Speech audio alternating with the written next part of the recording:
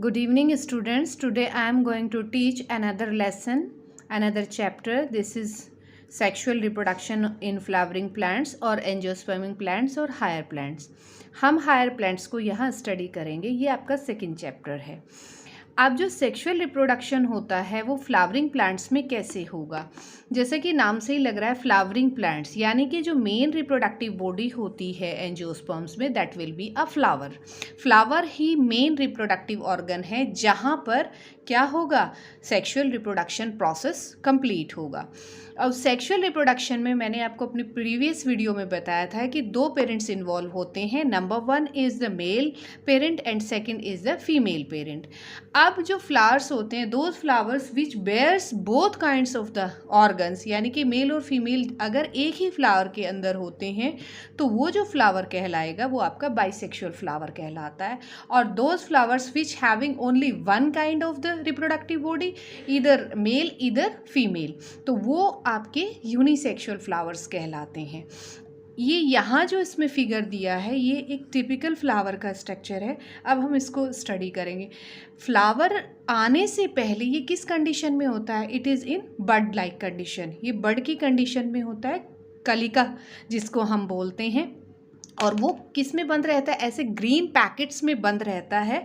Birds की जो formation होगी इस तरीके से वो बड लाइक कंडीशन होती है. ये जो बड लाइक कंडीशन है, जो ग्रीन कलर की जो लीव्स होती हैं, इन ग्रीन कलर की लीव्स को हम क्या कहते हैं, these are known as sepals. ये क्या कहलाती हैं, सेपल्स. अब ये बहुत सारे सेपल्स होते हैं जो पूरे फ्लावर को प्रोटेक्ट करते हैं.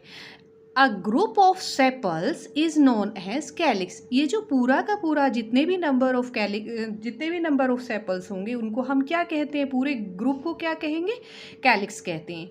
The second innermost to calyx, ये क्या है, आपकी पंखुड़ियाँ दिखाई दे रही हैं. फ्लावर के अंदर जो पंखुड़ियाँ होती हैं उनको हम पेटल्स कहते हैं. A group of the petal is known as corolla, उसको हम कोरोला कहते हैं. Innermost to the corolla, अगर हम कोरोला के बाद की बात करें, ये कुछ फिलामेंटस आपको स्ट्रक्चर्स दिखाई दे रही हैं. This is the male part. Male part में हम इसको दो पार्ट्स में डिवाइड कर सकते हैं. अपर टॉप मोस्ट पोर्शन, ये जो लोब्यूलर स्ट्रक्चर आपको दिखाई दे रही है, दिस इज़ कॉल्ड एंथर. और ये जो लॉन्ग स्टॉक लाइक स्ट्रक्चर दिखाई दे रही है, this is called filament. Detail में आपका एंथर का जो टीएस सेक्शन है वो आगे आने वाली जो वीडियोज़ होंगे उसमें हम डिस्कस करेंगे. तो ये पूरा जो पार्ट है एंथर और फिलामेंट, ये मिलके मेल पार्ट का फॉर्मेशन करता है. The male part is known as androecium, इसको हम एंड्रूशियम कहते हैं. अब एंड्रूशियम के बाद में सबसे अंदर की तरफ वाला जो सेंट्रली लोकेटेड जो पोर्शन है ये आपको दिखाई दे रहा है. The topmost portion is known as stigma, इसको हम स्टिग्मा कहते हैं. और जो फिलामेंटस स्ट्रक्चर है दिस इज़ कॉल्ड स्टाइल. और नीचे बॉटम शेप जो स्ट्रक्चर आपको दिखाई दे रहा है ये ओवरी कहलाता है. इन तीनों पोर्शंस को मिला के हम क्या कहते हैं, दिस इज़ कॉल्ड गाइनोशियम. तो हम ये कह सकते हैं फ्लावर के जनरली 4 पार्ट्स होते हैं. Number 1 is calyx. Calyx is the greeny part of the flower. Greeny part से मतलब ये ग्रीन कलर की पत्तियों वाला जो पार्ट होता है वो पूरा कैलिक्स कहलाता है. और जो कलरफुल वाला जो पोर्शन होगा, जो पंखुड़ियों वाला पोर्शन होता है, this is the second inner most part two the calyx. तो इसको हम कोरोला कहते हैं. इसके ठीक अंदर की तरफ जब हम चलेंगे ये मेल पार्ट है और मेल पार्ट को हम एंड्रूशियम कहेंगे. एंड्रूशियम के भी 2 पार्ट्स हैं. ऊपर टॉप मोस्ट जो पोर्शन होगा एंथर, एंथर के अंदर पॉलन ग्रेन्स का फॉर्मेशन होगा, वो एक अलग प्रोसेस है. और नीचे ये किससे कनेक्टेड रहता है, फिलामेंट के द्वारा ये कनेक्टेड रहता है. फिर थर्ड के बाद में फोर्थ जो आता है वो आपका गाइनोशियम है. Gynoecium is the female part. ये फीमेल पार्ट्स को हम रिप्रेजेंट करेंगे. फीमेल पार्ट को इस तरह से रिप्रेजेंट किया जाता है और मेल पार्ट को इस तरह से रिप्रेजेंट किया जाता है. अब ये जो चारों जो स्ट्रक्चर्स आप देख पा रहे हैं ये एक बॉटम लाइक स्ट्रक्चर से अटैच रहती हैं. ये जो बॉटम लाइक स्ट्रक्चर है दिस इज़ कॉल्ड थैलेमस, इसको हम थैलेमस कहते हैं. ये जो डिस्क शेप्ड स्ट्रक्चर है, इसके ठीक नीचे की स्टॉक लाइक स्ट्रक्चर है जिसको हम डंठल कहते हैं, इसको बोला जाता है पैडिसिल. पैडिसिल से ही थैलेमस अटैच होगा और इसी थैलेमस से ये जो बाकी के 4 पार्ट्स होते हैं ये सारे फ्लावर के अटैच रहते हैं. तो ये typical structure of a flower आपको दिखाई गई है. और इसके बाद में ये जो एंजियोस्पर्मिक प्लांट्स होते हैं इनकी एक और विशेष बात होती है, ये ऑल्टरनेशन ऑफ जनरेशन को भी शो करते हैं. ऑल्टरनेशन ऑफ जनरेशन क्या है? ऑल्टरनेशन ऑफ जनरेशन का मीनिंग क्या है? Life history of angiosperm shows two phases, दो फेजेस होती हैं। One is sporophytic phase and second is gametophytic. Sporophytic हमेशा डेप्लॉयड होगी और जो गैमेटोफाइटिक फेज होती है वो हैप्लॉयड होती है। स्पोरोफाइटिक फेज डोमिनेंट फेज कहलाती है और ये सबसे लंबी होती है, और जो गैमेटोफाइटिक फेज है वो इसका बहुत शॉर्ट लाइफ स्पैन होता है और ये एक दूसरे को ऑल्टर करते हैं, इसीलिए इसको हम ऑल्टरनेशन ऑफ जनरेशन कहते हैं। स्पोरोफाइटिक फेज कैसे बनती है, गैमेटोफाइटिक फेज कैसे बनती है, इसको हम आगे डिस्कस करेंगे। टिपिकल फ्लावर के स्ट्रक्चर के बाद में नेक्स्ट पॉइंट आता है आपका sexual life cycle of A typical angiosperms, कि जो सेक्सुअल लाइफ साइकिल है उसको हम कितने पार्ट्स में कैसे कैसे डिवाइड करेंगे। तो सबसे पहला जो पॉइंट आएगा जिसमें हम बात करेंगे वो है डेवलपमेंट ऑफ एंथर और फॉर्मेशन ऑफ माइक्रोस्पोर, कि एंथर किसका पार्ट है? Anther is the part of the male part कहलाता है। तो अब एंथर का डेवलपमेंट कैसे होगा, कैसे माइक्रोस्पोर्स बनेंगे, कैसे पोलन ग्रेन्स बनेंगे, वो इस पॉइंट के अंतर्गत आएगा।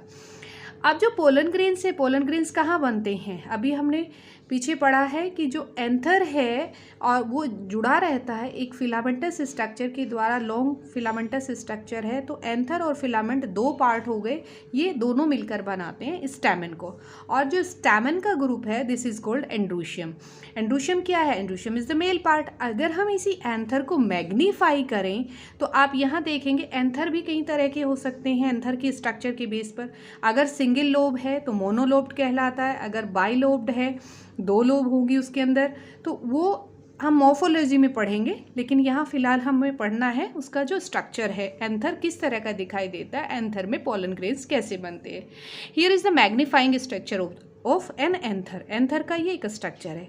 अगर हम इसका टीएस काट के देखें तो सबसे बाहर की तरफ एक लेयर पाई जाती है जिसको हम कहते हैं epidermis. AP means above, derma skin, यानी कि this is the outer most layer of an anther. Anther की सबसे बाहर की जो लेयर है वो क्या कहलाती है? एपिडर्मिस कहलाती है। ठीक इसके नीचे अगर हम ध्यान से देखें इसमें कुछ लॉन्जिट्यूडिनल लंबी लंबी बड़ी सेल्स हमें दिखाई दे रही हैं, दिस इज कॉल्ड एंडोथीशियम। इसको हम एंडोथीशियम कहते हैं। और एंडोथीशियम की जो वॉल होती है वो फाइब्रस होती हैं और थिकन्ड होती हैं, बहुत मोटे टिश्यू से ये बनी होती हैं। ये हम केवल अगर एग्जाम में आता है तो आपको केवल एक सिंगल पोर्शन ही बनाकर दिखाना है। बनाने को आप सारा बना सकते हैं लेकिन ये वेस्टेज ऑफ टाइम होगा।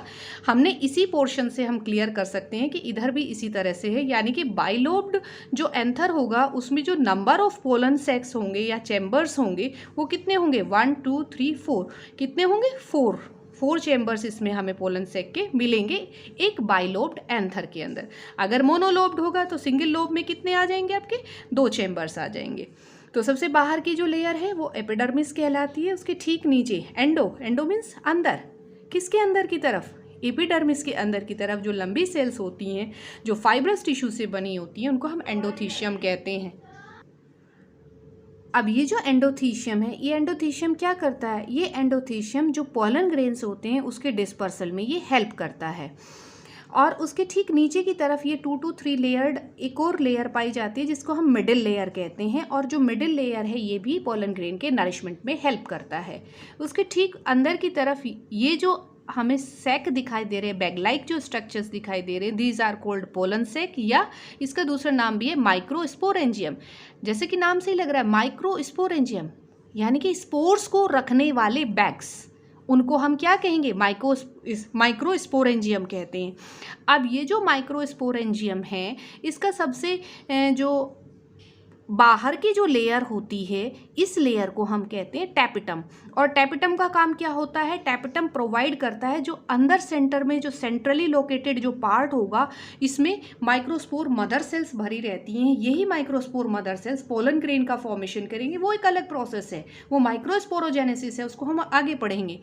तो ये जो माइक्रोस्पोर मदर सेल्स है यही अंडरगोज हो जाती हैं मियोसिस डिवीजन में, और मियोसिस डिवीजन से क्या बना देती हैं? पोलन ग्रेन्स, या फिर जो पोलन ग्रेन्स का फॉर्मेशन होगा। और वो पोलन ग्रेन्स ही फिर किस तरह से बिहेव करेंगे? उसके अंदर क्या होंगे? मेल गैमीट्स होते हैं जो फ्लावर के स्टिग्मा के ऊपर जाकर फर्टिलाइजेशन में पार्टिसिपेट करेंगे। तो यहाँ जो टेपिटम है, टेपिटम क्या करता है, नरिशमेंट करता है। किसका नरिशमेंट करता है, पोलन ग्रेन्स का नरिशमेंट करता है। और जो सेंट्रल पार्ट होता है, central part microspore mother cell वाला पार्ट होगा, और ये जो माइक्रोस्पोर मदर सेल्स होती हैं ये भी डिप्लॉयड होंगी, लेकिन मियोसिस डिवीजन के द्वारा क्रोमोसोम्स नंबर घटकर आधे रह जाते हैं। तो इस तरह से ये पूरा का पूरा आपका स्ट्रक्चर हो जाता है किसका, एंथर का।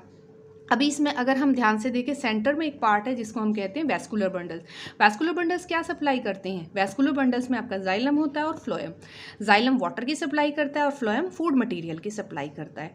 क्योंकि ये बाइलोब्ड एंथर है, तो यहाँ पर अगर हम ध्यान से देखें, ये जो स्ट्रक्चर है जहाँ ये नोच लाइक स्ट्रक्चर बन जाते हैं, this is called stomium. Stomium means mouth.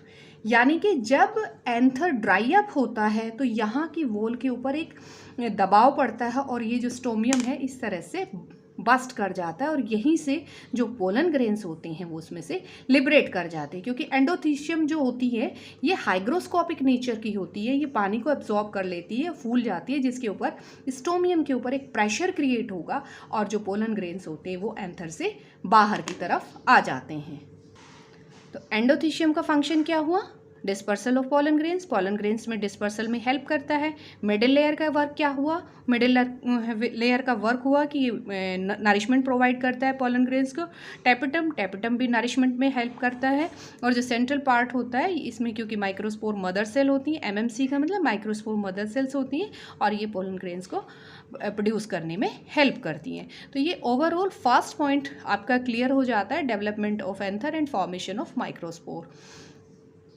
I hope students आपको जो मैंने कंटेंट पढ़ा है, टॉपिक पढ़ा है, ये क्लियर हो गया होगा। अगर इसमें कोई प्रॉब्लम है, कोई डाउट है, कोई क्वेरी है आपकी, तो आप अपना क्वेश्चन कमेंट सेक्शन में छोड़ सकते हैं और मैं उसका आंसर ज़रूर दूंगी।